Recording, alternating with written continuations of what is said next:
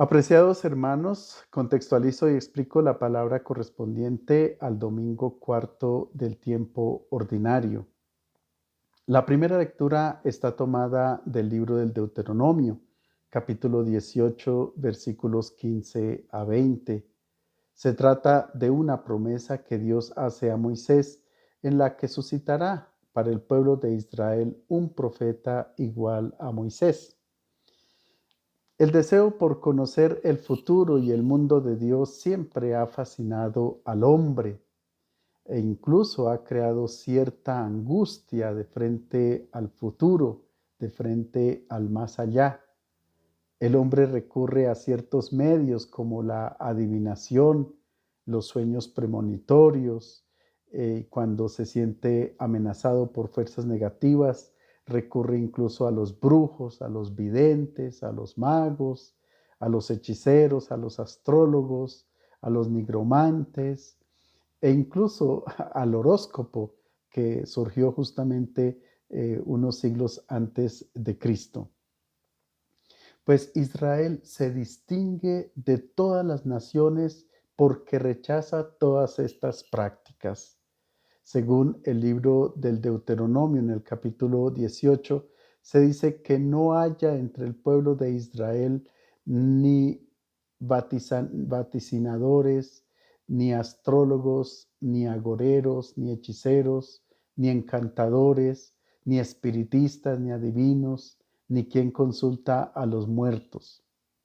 Y en la lectura de hoy se enfatiza que el único medio válido para poder entrar en contacto con Dios y conocer la voluntad de Dios es por medio del profeta.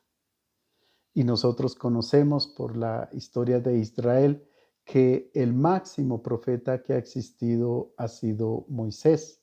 Al final del libro del Deuteronomio, en el capítulo 34, se dice que no ha vuelto a surgir en Israel un profeta como Moisés, a quien el Señor conocía cara a cara. Y en el capítulo 33 del libro del Éxodo se dice que Moisés hablaba con Dios como con un amigo. Ahora bien, Moisés mismo le dice al pueblo que Dios suscitará a un nuevo profeta y que ya no va a revelarse a él como lo hacía con Moisés en el Sinaí, a través de terremotos, de cosas terribles, sino que el Señor mismo pondrá la palabra en su corazón. Escuchemos. Moisés habló al pueblo diciendo: un profeta de entre los tuyos, de entre tus hermanos como yo, te suscitará el Señor tu Dios. A él lo escucharéis. Es lo que pediste al Señor tu Dios en el Horeb el día de la asamblea. No quiero volver a escuchar la voz del Señor mi Dios, ni quiero ver más ese terrible incendio. No quiero morir. El Señor me respondió: tienes razón. Suscitaré un profeta de entre sus hermanos como tú. Pondré mis palabras en su boca y les dirá lo que yo le mande. A quien no escuche las palabras que pronuncie en mi nombre, yo le pediré cuentas. Y el profeta que tenga la arrogancia de decir en mi nombre lo que yo no le he mandado, o hable en nombre de dioses extranjeros, ese profeta morirá. Moisés describe entonces las características y las funciones de este nuevo personaje que se distingue totalmente de los magos y de los adivinos. Se trata de un hombre totalmente normal, a quien, a diferencia del rey que es elegido por el pueblo, es Dios mismo quien llama a este profeta. El Señor comunica a él todos sus designios, todos sus pensamientos, y le encomienda la tarea de revelar todo aquello que proviene de Dios a sus hermanos sin quitar y sin añadir nada. El profeta entonces es aquel que sube al monte de Dios, que entra en relación con Dios Incluso hace parte del consejo de Dios. Así se dice en el libro de Amós capítulo 3 versículo 7. Dios tiene como un consejo, de una asesoría. ¿Y quién conoce los designios de una empresa o de una institución sino los que pertenecen al consejo? Así que cuando el profeta entra en el consejo que está dirigido por Dios, conoce entonces todos los designios de Dios. La palabra que este profeta transmite es una palabra veraz, es una palabra fiel a lo que Dios quiere. Si este profeta no hace eso, el texto dice que debe morir, es decir, que está destinado al fracaso, que sus palabras no tienen ningún impacto, que serán pronunciadas totalmente en vano.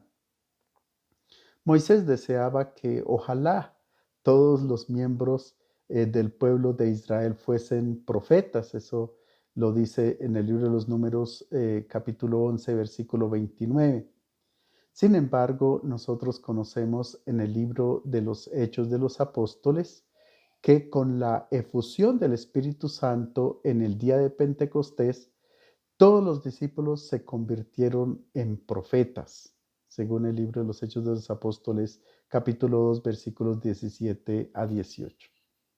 En definitiva, todo cristiano que esté iluminado por el Evangelio está en grado de discernir la voluntad de Dios y de comunicar esa voluntad a todos los hombres. La segunda lectura está tomada de la primera carta del apóstol San Pablo a los Corintios, capítulo 7, versículos 32 a 35. En el primer relato de la creación del libro del Génesis, una vez que Dios ha creado al hombre y a la mujer, les da un mandato. Les dice, sean fecundos y multiplíquense. De este modo, atendiendo a este precepto de Dios, a lo largo de la historia del pueblo de Israel se ha exaltado la vida matrimonial y sobre todo la procreación.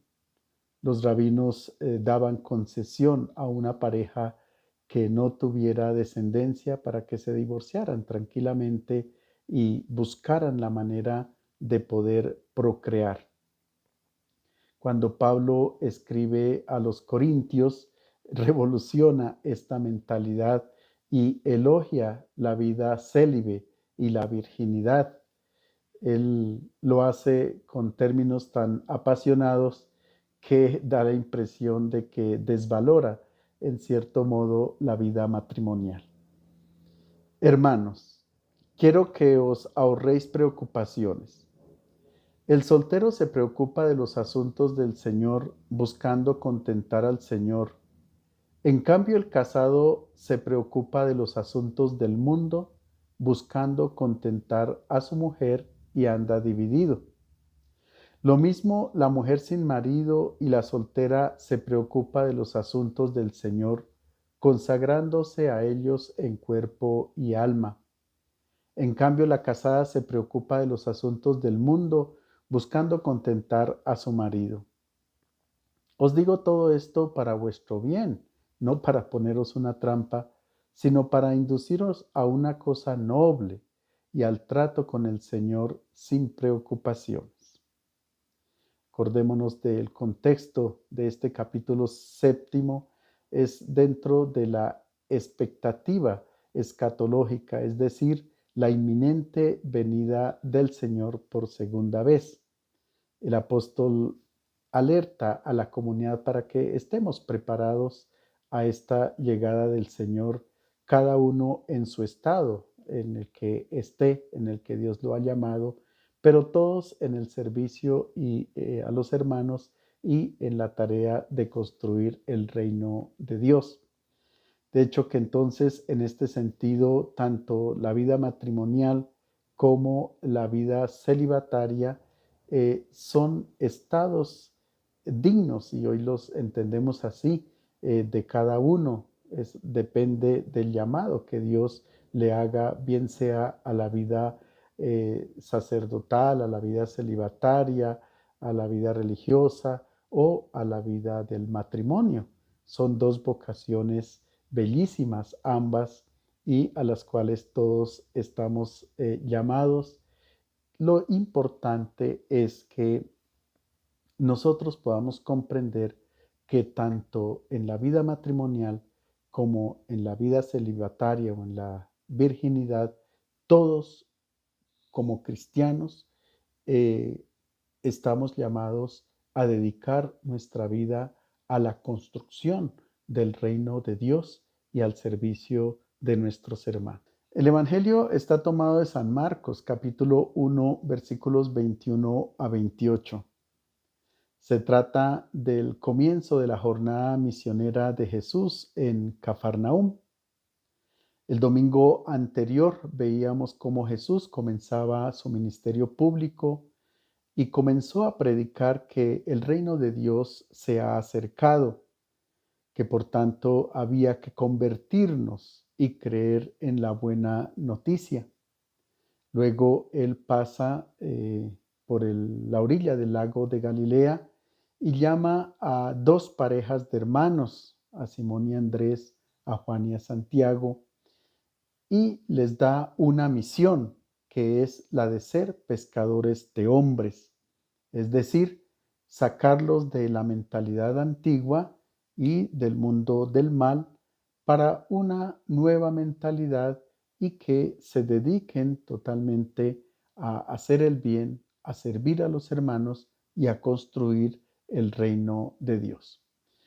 El Evangelio de hoy presenta entonces a Jesús con sus 4 primeros discípulos que comienzan la jornada misionera en Cafarnaúm. El texto en su primera parte dice lo siguiente: En aquel tiempo Jesús y sus discípulos entraron en Cafarnaúm y cuando el sábado siguiente fue a la sinagoga a enseñar, se quedaron asombrados de su enseñanza porque no enseñaba como los escribas, sino con autoridad. Cafarnaúm es un pueblo pequeño ubicado a la orilla del lago de Galilea. Para la época tendría más o menos unos 1000 habitantes dedicados a la pesca y al comercio del pescado. Allí también era la residencia de Simón Pedro. Es interesante que Jesús nos comience su predicación, su jornada en la plaza de mercado, por ejemplo, o en el parque del pueblo, donde podía encontrar gente de todas partes del mundo, dado que era una ciudad de paganos. No, él se dirige a un lugar estratégico que es la sinagoga. En el día sagrado, el lugar sagrado para los judíos, allí va a comenzar su misión. La sinagoga nació en tiempos del exilio del pueblo de Israel en Babilonia, porque obviamente no se podían reunir en el templo de Jerusalén.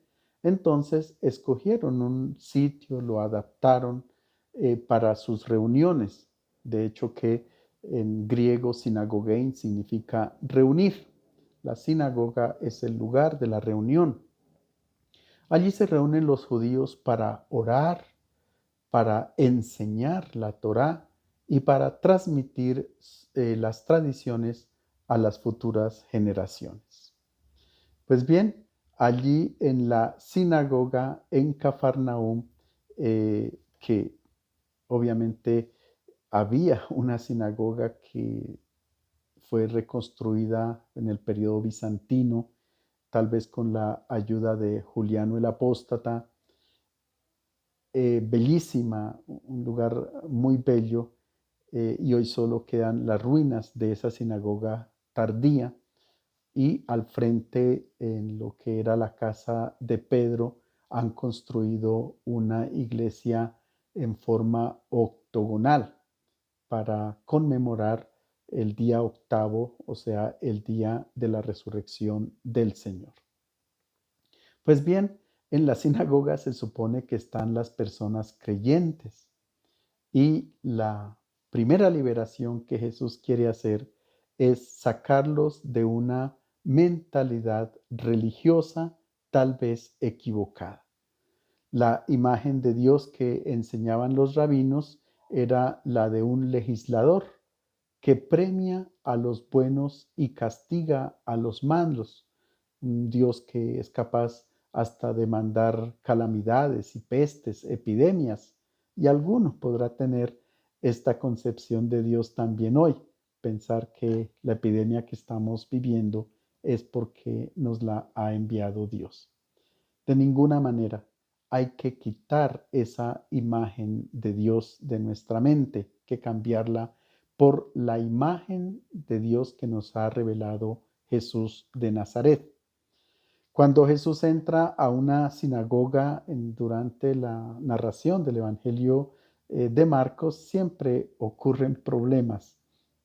En el capítulo 3 cura a un hombre que tenía la mano paralizada y se discute sobre la observancia del sábado. Jesús dice, por encima del sábado está la caridad, poder ayudar al hermano. En el capítulo 6, cuando Jesús llega a Nazaret, también allí entra a la sinagoga y se encuentra en conflicto con sus paisanos, porque lo ven apenas como uno de ellos. Jesús dice, un profeta no es despreciado más que en su propia tierra. Aquí comienza entonces una controversia contra los escribas, porque el evangelista dice que la enseñanza de Jesús no era como la de los escribas. ¿Quiénes eran los escribas? Eran los estudiosos de la Torá, los estudiosos de la palabra. Cuando llegaban a cumplir los 45 años, recibían la imposición de manos para significar la transmisión del espíritu de Moisés en ellos, la profecía. Había una liturgia en las sinagogas. Los escribas eran quienes enseñaban, explicaban la palabra de Dios, pero desafortunadamente inventaron muchos preceptos humanos que deformaron el verdadero significado de la palabra. Ya lo decía Jeremías en el capítulo 8, versículo 8. ¿Cómo decís, somos sabios y la ley del Señor está con nosotros? Cuando he aquí, la ha cambiado en mentira la pluma mentirosa de los escribas. En la sinagoga siempre había un rabino que organizaba el encuentro, se tomaba un texto de la Torá y una segunda lectura de uno de los profetas. Y quien hacía la segunda lectura podía tomar la palabra para explicar, para hacer la homilía. Entonces, inmediatamente Jesús enseña en la sinagoga, seguramente al menos por el Evangelio de Lucas, conocemos que él leyó el texto del profeta Isaías. Sea cual sea el texto, él comienza a enseñar en la sinagoga, pero con una catequesis totalmente distinta a como en la tradición se venía haciendo. El pueblo que está escuchando en este momento reconoce que la enseñanza de Jesús no es como la de los escribas. Es decir, en este momento se está diciendo que los escribas no habían escuchado y reconocido la palabra de los profetas. En cambio, aquí aparece un profeta, acordémonos de la primera lectura, suscitado por Dios de entre los hermanos del pueblo, en el cual el Señor Dios pondrá su palabra en su corazón para que la enseñe.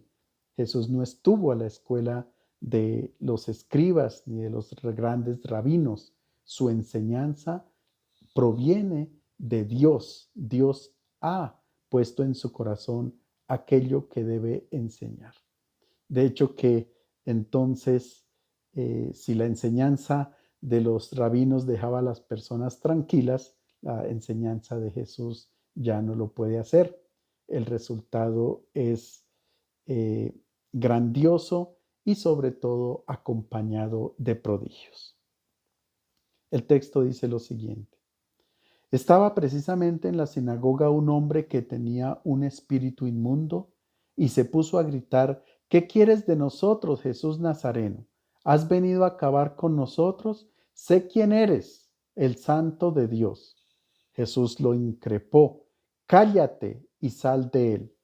El espíritu inmundo lo retorció y dando un grito muy fuerte salió. El texto dice, estaba en su sinagoga, porque era el lugar donde los rabinos enseñaban y ellos se habían apoderado de ese lugar y de enseñar a su manera. Ahora ven qué significa un endemoniado en la época de Jesús. Ellos tenían otra mentalidad con respecto a las enfermedades. Pero si las enfermedades eran físicas, pues eran así, eran físicas y no había ningún problema. No se le daba una interpretación distinta. Pero si la enfermedad era de orden mental o psicológico, por ejemplo, la epilepsia, la esquizofrenia, la neurosis, etcétera, se decían que tenían un espíritu inmundo que hacía que las personas eh, actuaran distinto a las personas sanas.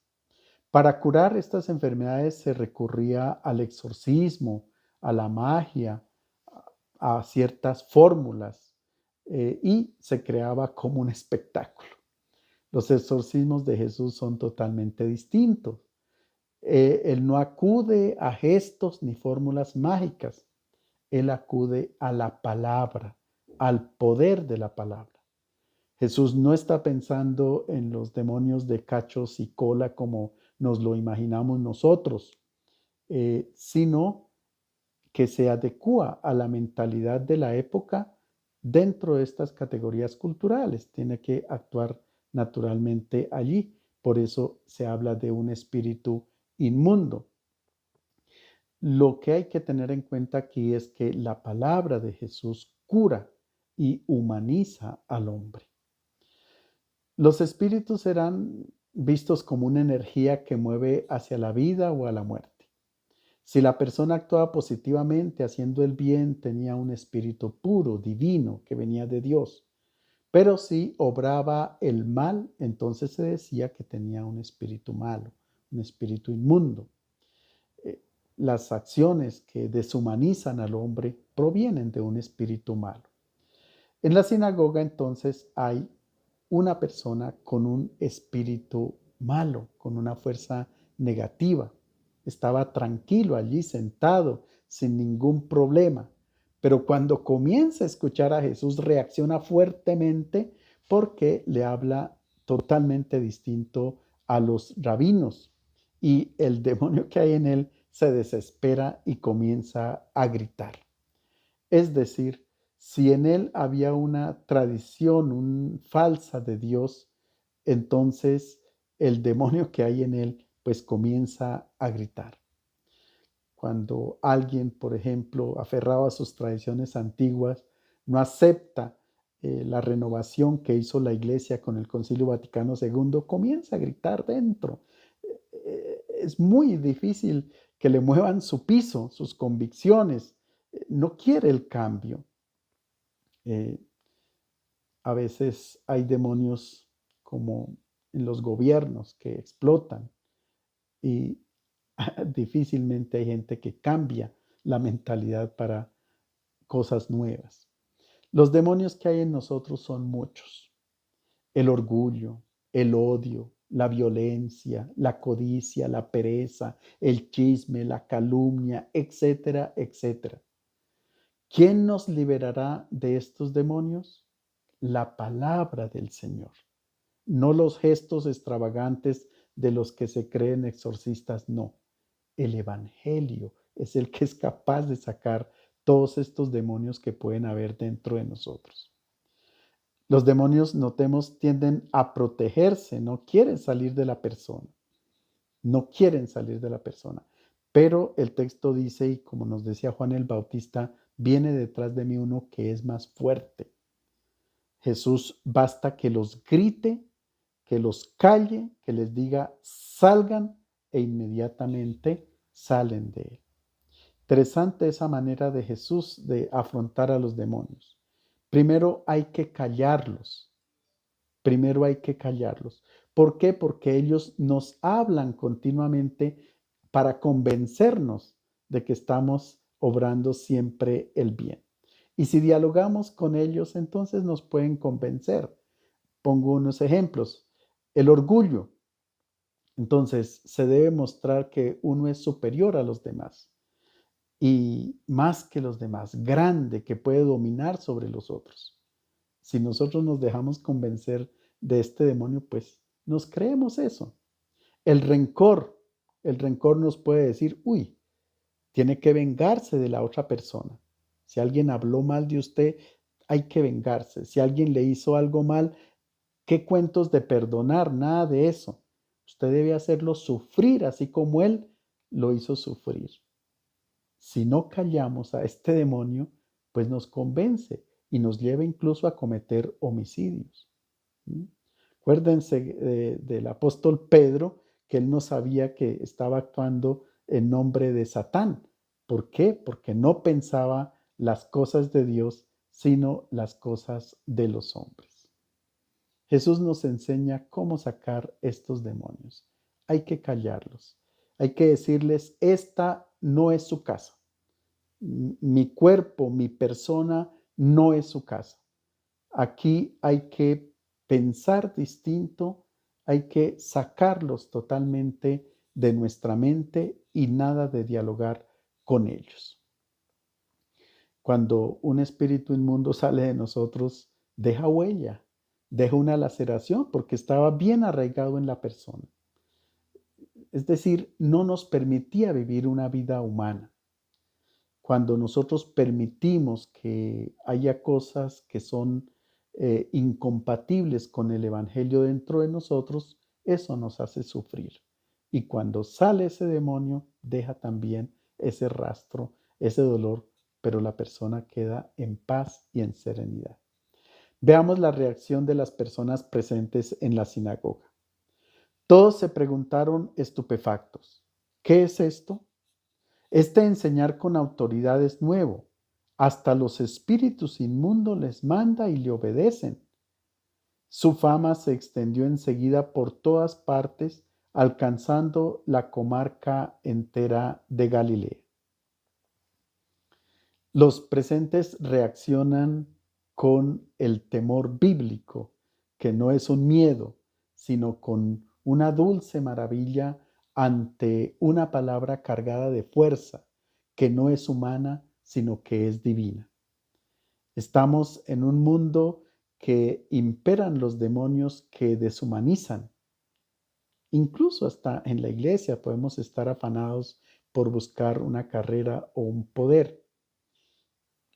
Todos buscamos el prestigio, la riqueza, etc. Y en medio de esto, pues hay mucha mentira en el mundo, ciertas estructuras que dominan al hombre y que parecieran invencibles.